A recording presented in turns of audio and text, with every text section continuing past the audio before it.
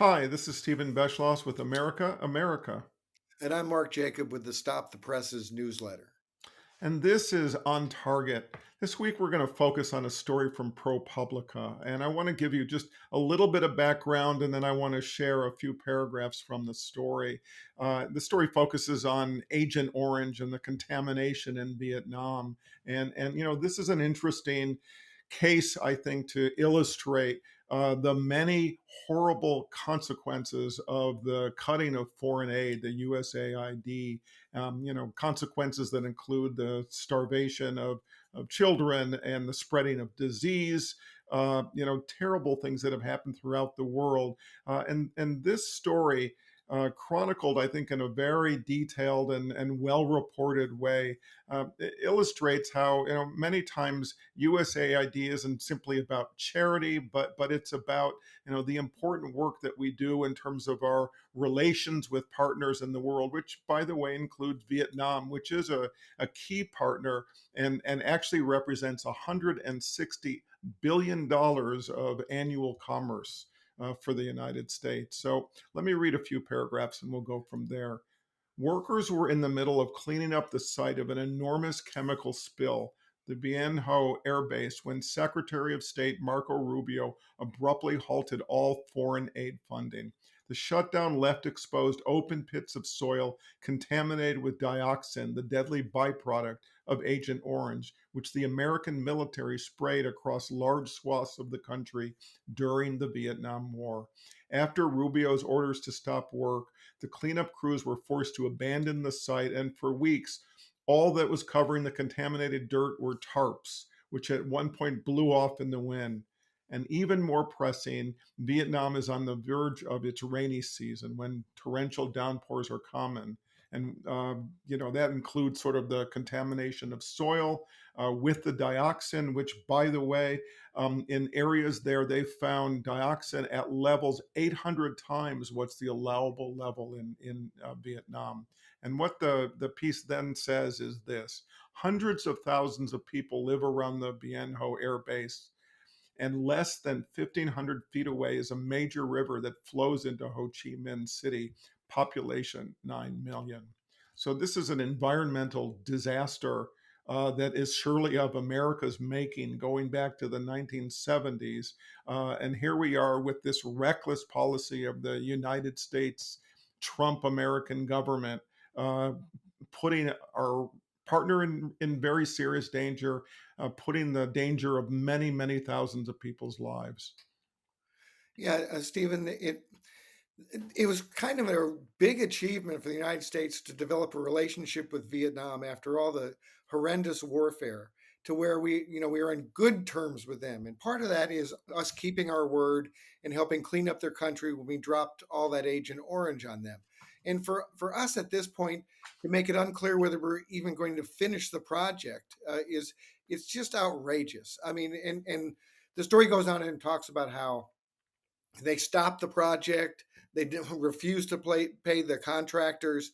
Then they said they were going to start the project. They still haven't paid the contractors.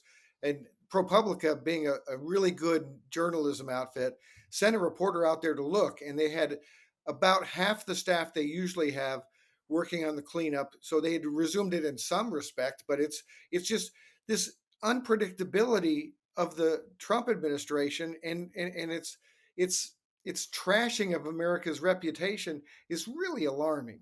Yeah, I mean, look, there's a quote from a State Department official who says this: the dioxin remediation program is one of the core reasons why we have an extraordinary relationship with Vietnam today, a country that should, by all rights, hate us. I mean, if you look at it, Agent Orange, it was sprayed, affecting, exposed to millions of people. 300,000 US veterans have died from it. Over 400,000 Vietnamese have died from it. They, by all reason, have that and many more reasons to continue to hate America. And here was an opportunity to do something good. And even if, and there's a suggestion in the story that the program has started up in some way again, although it stopped at a critical time and undermines what they were trying to do. The fact is that you stop this, you undermine the expectation, the credibility that people have towards America. And, look, this is Vietnam. This is one particular case. But we have to replicate this by how many times throughout Right. the world, and in the ways in which now the Trump administration is destroying critical relationships around the world. Right. And obviously we care about the fact that that disease is going to be spread and that people are going to starve because of this lack of US aid. But if you were selfish and all you cared about is the United States and what's happening here, we are throwing away global influence. We are setting up a situation in which the United States is going to be just this kind of isolationist country that doesn't care about the rest of the world and is of no influence to it, and that has economic repercussions and just and national security repercussions. This is madness, and this is throwing away achievements that took us many, many years to make.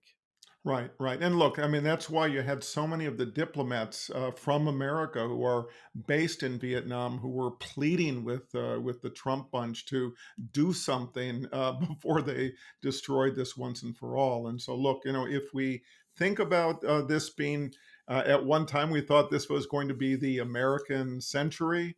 Well, I mean, I think we're more looking at as we've talked about this is the likely Chinese century. Yeah. The United States is throwing away in so many important ways its influence in the world, and influence and respect and admiration, and all the things that go along with people believing in the potential of America and looking to America to be a leader that will actually be a support to their efforts to try to sustain democracy, provide human rights, and do decent things in their own countries.